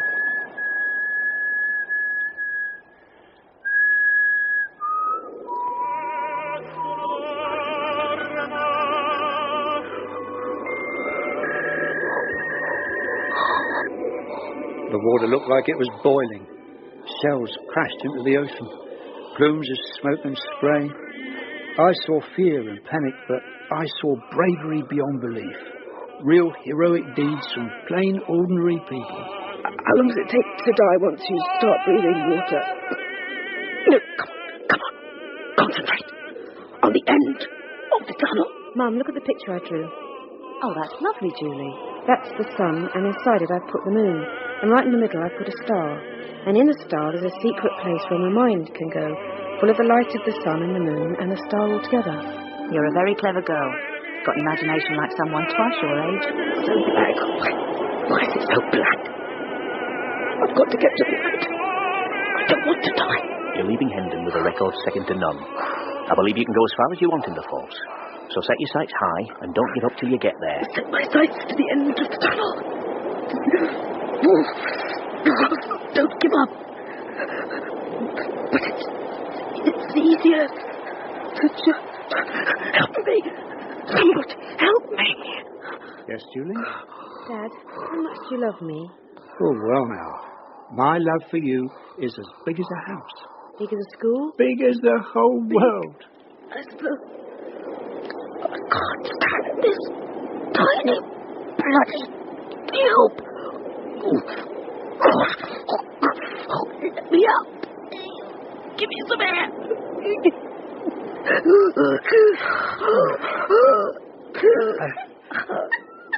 What is it? I don't believe it. You still got your socks on. The first time you've got your socks on your bed.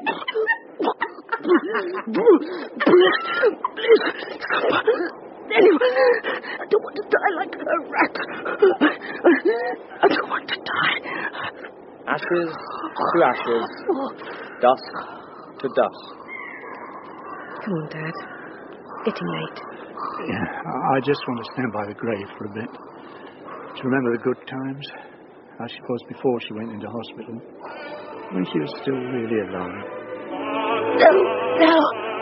Let me out. Let me go. Let me breathe. Let me be. Big as the world. Big as the world.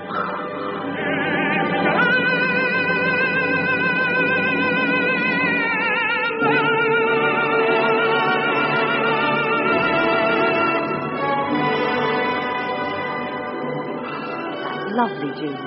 That's lovely. I don't want to die. Remember the good times. 1, 2. What is it? Die. Dust to dust.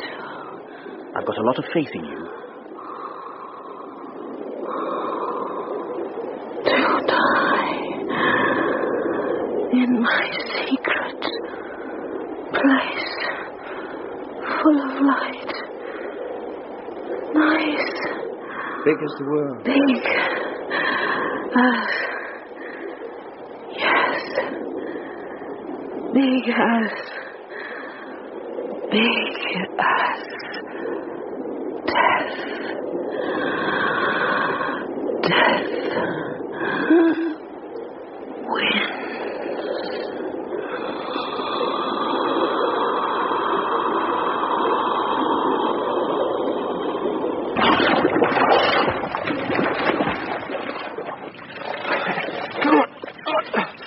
I've got you. I've got you. Oh, come on, breathe. Christ, don't die on me. You're not going to die. You're not going to die because I'm not going to let you. Breathe. Get the bloody water out.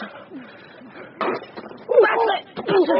Get that water out. You're going to be all right, boss. You're going to be all right. I'm here, boss. It's me. Lawrence, you're going to be all right. Oh, let it go.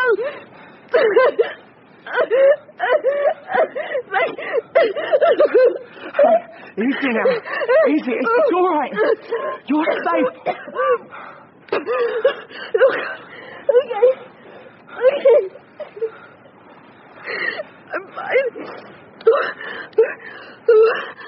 Oh, God. It's just... Your life.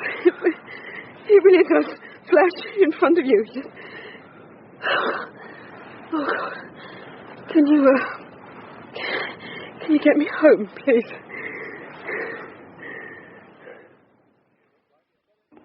You look like you fell in the Thames. Oh, yeah, it was an accident at the canal. How are you? Oh, fine. I've been trying to contact anyone from the old Mediterranean campaign. I posted a message on one of those internet news groups. Someone might get back to me. Oh, it's good to see you, Dad. Eh? Well, it's good to see you too, but don't get a chill. That blanket's nearly as wet as your clothes. Yeah. I'll go and change. Yeah, then we'll have something to eat, eh? Yeah. Some soup? Warm you up? Yeah. Mm-hmm. Well, what are you standing there staring at me for? I was just going now. I love you, Dad.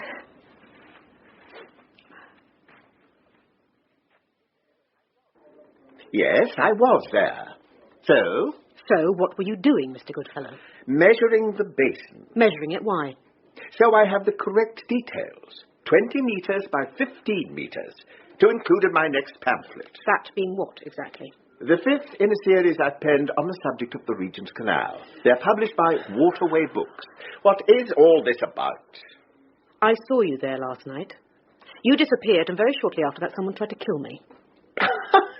You surely can't believe I had anything to do with that. You're saying you didn't? Of course I didn't. I was doing research, as I've told you. You like music, Mr. Goodfellow? Music? Some. But what's that got to do with this? Is Puccini's Turandot a favourite of yours? What are you talking about? Nessun Dorma's a bit people know. Well, I don't. Now, can I go? I'm a busy man. No, not yet. Where does he want me to go? He'll meet you at Dunstable and take you on from there. Anything special requested? Greek and water sports. I'll be there. Bye. So, Charmaine has a kinky client, and? And I thought it might be worth checking out the reference to Dunstable's. It was. It's an import and export firm dealing in children's toys.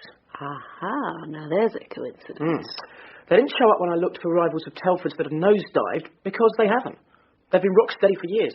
You might be interested to know where their main premises are. A stone's throw from the canal. You trying to tell me that Telford Toys are aiming to nobble some of their competitors? Exactly, Mr. Drake. It's a criminal act, of course, so we're trying to find out just how much damage they did. Well, none to us at Dunstable's. You're sure nothing's happened to your computers? No loss of data or anything? Nothing like that at all. And business has remained smooth? As a baby's bottom. I think you can be assured that Telford's never targeted us with any viruses or what have you. There are two things wrong, Lawrence. First, I checked Dunstable's accounts in detail. Drake was being economical with the truth. They did have a bad patch a short while ago, though things picked up easily enough. Well, there could be all manner of reasons for that. But why would they be the odd one out? Odd one out how? Every other competitor of Telford's received something from them. Hello? Julie, it's Dad. There's a message asking you to be at the computer to talk on IRC. Does that make sense to you? No, but I'll be right with you. Thanks, bye. Lawrence, what's IRC? Internet Relay Chat. You sort of talk to other people with it. While you type at your computer, the words appear not only on your screen, but there's two, so you can have a conversation without voices in real time, and with lots of people at once from all over the world. Well done, Enfield. MAD does indeed stand for something. Magicians at deceiving. You're hackers? Could be. The law, always so quick. You don't seem to have a lot of time for the police. Of course not. You're so dumb. So, how come you're talking to me? There are some people we like even less than the law. Such as the surgeon? Cool detection, Enfield. Just who are you? I'm Fast Find. That's all you'll ever know. Spelt with PH instead of F. Why? A little salute to the phone freaks who started the action, and a bit of style, which you know nothing about. Fiber optic and Terminus were hackers who had style. The feds put them in prison. We're mad, and the feds are insane. Feds? That sounds American. Hey, Scuzzy, she's brighter than she types. Are you really in the States? Fast Finders. I'm much closer to you. And so's the surgeon, Enfield, so watch out.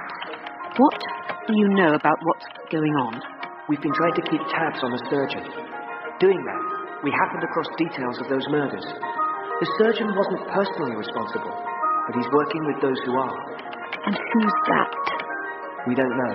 But we do know that the surgeon's got links to an outfit called Dunstables. Has he indeed? He's got a load of gen on their computers. We're still cracking the encryption. It's pretty tough. He's a nasty piece of work, but he's clever. His tarantula virus was a good shot at disabling us. But something bigger's going down. Why else would he install that firewall? Firewall? Hey, wise up, Enfield. Firewalls are defenses to stop people getting inside your computer. Not that they can stop us, but then we're mad. Magicians at deceiving. And we're beyond the firewall. We'll be in touch. Stay online. Bye.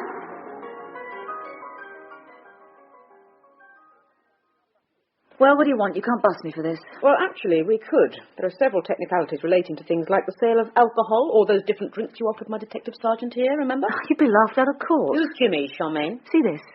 It's not bad, is it? A lot of men really go for it. You only ever get dealt one face, so no way will I tell you who Jimmy is. Yeah, well, I rather expected that. What about the surgeon? Ever come across him? Yes, unfortunately. He's a seriously sick guy. But I'm telling you no more than that. No? Well, then there's, possession of cocaine. Small fine. With intent to supply. Rubbish. You offered some to me. And we recorded that. You bastards. Does the surgeon like opera by any chance? What? You're joking. Thanks for your help. Come on, Lawrence. That's all. Well, you want more? Why did we leave so fast? On the notepad by the telephone, there was a little message. JDDT7. Could be J for Jimmy at 7 o'clock. But DDT? Dead dog. Tunnel. Must be. Now, I want to stay with reinforcements this time. I don't intend practicing my synchronized swimming routine again. So that's where we're heading? No, not yet. There's a list of Dunstable's desirable products on the back seat, Lawrence. Tell me what looks like their biggest selling cuddly toy.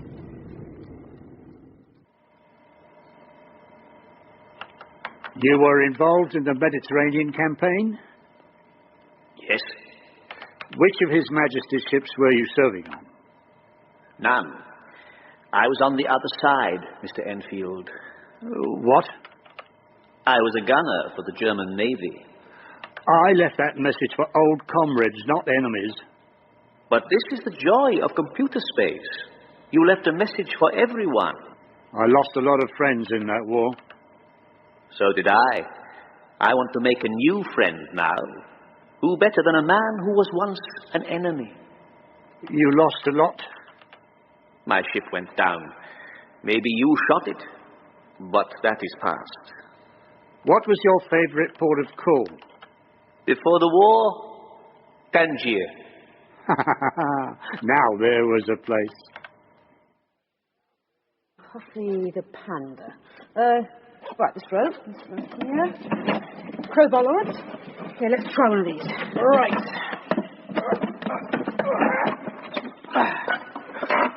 Oh, innocent looking, aren't they? But what's behind those great big eyes? Puffy the cocaine trafficker. So, Dunstable's is a front, part of an organised crime ring that involves drugs, prostitution, and somehow computers too.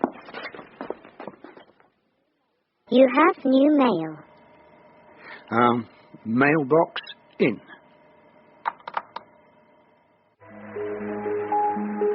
We've cracked the encryption. The surgeon's been trawling the net for credit data.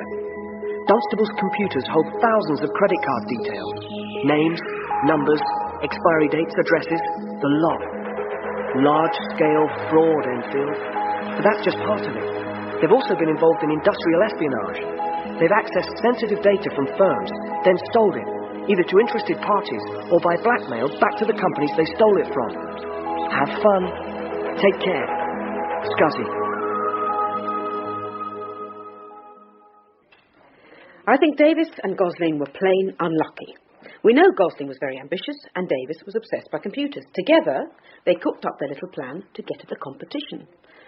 But they could never have suspected who they might be up against at Dunstable's. You mean what they thought was a cuddly toy firm was a front for organised crime? Mm-hmm. Imagine the top dog's reaction when he hears about their antics. Not only does he go spare, he has to find out exactly what the purpose behind it was. Because for all he knew, Davis and Gosling might be more than just Telford toys. They might be competitors in the drug market. Hence, all that trying to get them to talk. So, do we arrest Drake and his staff at Dunstable's? No, not yet. No. I want to get our mysterious Jimmy, who's unlikely to be part of Dunstable's setup. Come to that, I also want to get the surgeon and solve the riddle of Calaf, the unknown prince. Sorry? A character in Turandot who I'd like a duet with. Right.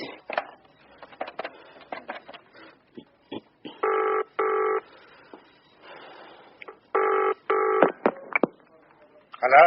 Hi, Dad. Got anything for me? I have.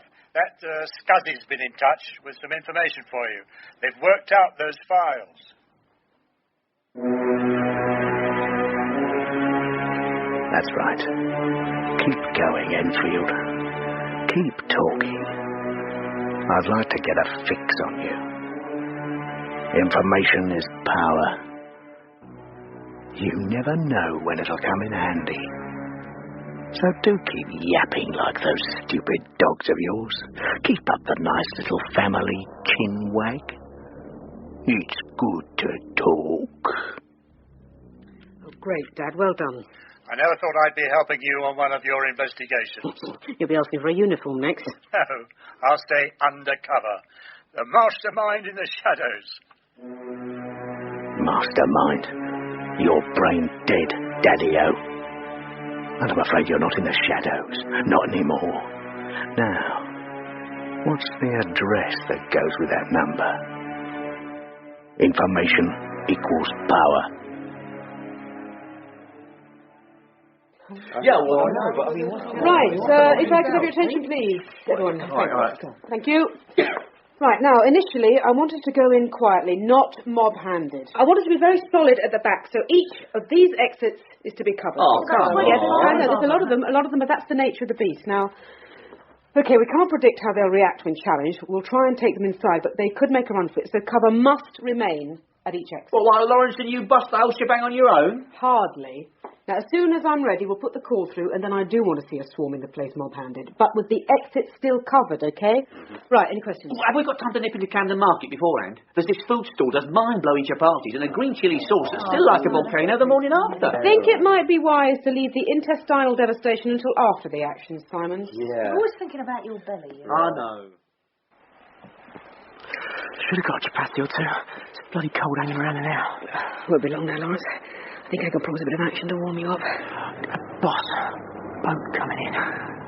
Oh, so they actually use the canal itself, do they? Old network, new crimes. Keep your head down. What's that winch for?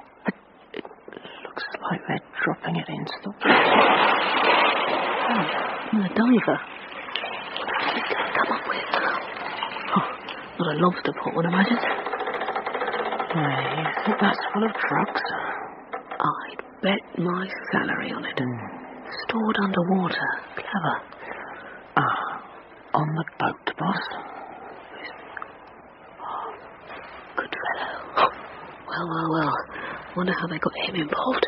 Jimmy, we should hurry up. Don't panic so much, good fellow. Nothing of lasting value comes out of hurrying. I think Puccini knocked off Turandot one lunchtime. So, Jimmy himself is the opera lover, is he? Oh, God, I still can't see his face. Jimmy, the bill, up by the far entrance. Shit! Pull the back up, Lawrence. Stop! This is the police! You're under arrest! Operation Dead Dog. Lawrence here. Let's move it, everyone, but fast. I'm with you, boss. Get on that boat. Stop it moving, Lawrence. Damn! Which way did Jimmy go? Past the winch. Don't move. You're under arrest. I said don't move. Listen this time. We're in, Lawrence. Mob-handed. Take over here. I'm following the boss. Okay. Anyone looking for trouble? I'm bubbling under like a green chilli volcano. Who wants some?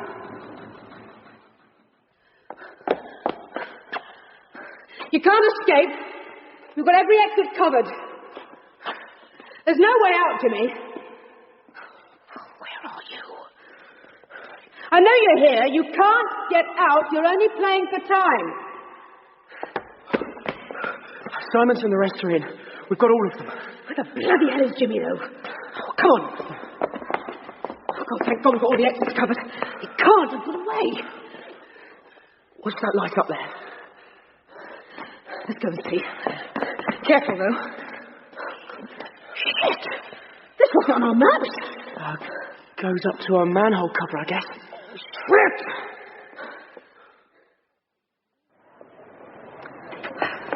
Oh, God, of course. Right in the middle of Jack's pitch. We've got a nice little network linked up here. Canals and tunnels, locks and manholes. Lovely communications. Beautiful escape routes. Not much chance of spotting him in these crowds. No, especially as we never even got a clear sight of them. God, we wouldn't recognise them if we bumped into them now, would we? Okay, let's get back. Wait. The solution to the riddle, what you hear, is what you get. Ow! What the hell? You're under arrest, Jimmy. Jimmy, what are you talking about? Ow! Now, please, do try and move again, because it will give me great pleasure to break your arm. You shouldn't love your opera quite so much. I know your name, Jimmy. I haven't been asleep. Vincero, Very funny. But my lawyers won't get the joke, nor will a judge. I'll walk. No. With the evidence we've got, you are going down. Lawrence, handcuffs. So the surgeon was the only one missing? But we may find something on here to let us know who he is. He lives by the computer. Maybe he's left a trace on it somehow. Yeah, well, the last thing he was looking at was a file downloaded from the web that he's called Fun. Probably some computer game. I hardly think that's going to help us. No, boss. This doesn't look much like a game. This looks like crude bomb-making instructions. Bomb-making instructions? Go back to documents. There you go. Tabs. Try that. Phone numbers plus the odd address. Okay. Try... Boss, he's got your number and your address. Mine? Why would... Bomb-making? Oh, my God. Dad, get the car, Lawrence.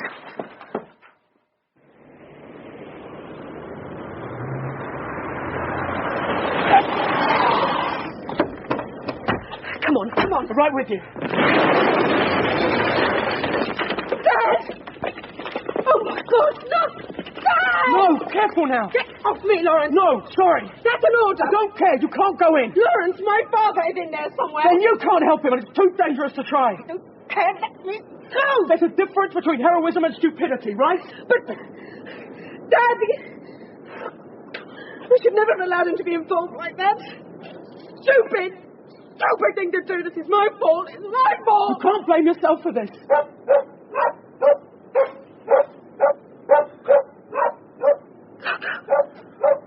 Peter, how can they be? Julie! Dad! Oh, God! Oh, thank God! I got an email from Scuzzy telling me to get out. Oh. Great, Lawrence. Thanks a lot. Bye. Well, we've got him. Thanks to some extra details from Charmaine in return for leniency. Mm-hmm. He's going to be put away for a long time. So, what do you think? Nice. Yeah, it's all right for somewhere temporary, but I look for a new flat, isn't it? Fine. I hope you managed to get in touch with those two hackers again. Yeah, well, don't find out too much about them if you do. Why not? Well, if I ever worked out who they are, in theory, I'd have to consider arresting them. What for? For defrauding the world's telephone networks on a pretty massive scale. We're here. We're present. And we're the future. Unstoppable. SPY. Spiders on the web. We can crawl beyond the firewall. Yes, we're mad. And there's just one thing you haven't seen yet, sir. What's this? A new computer. Well, I could probably get by, but I can't see you managing without one. So, you'd better boot up and log on. Save. Close. Quit. Goodbye.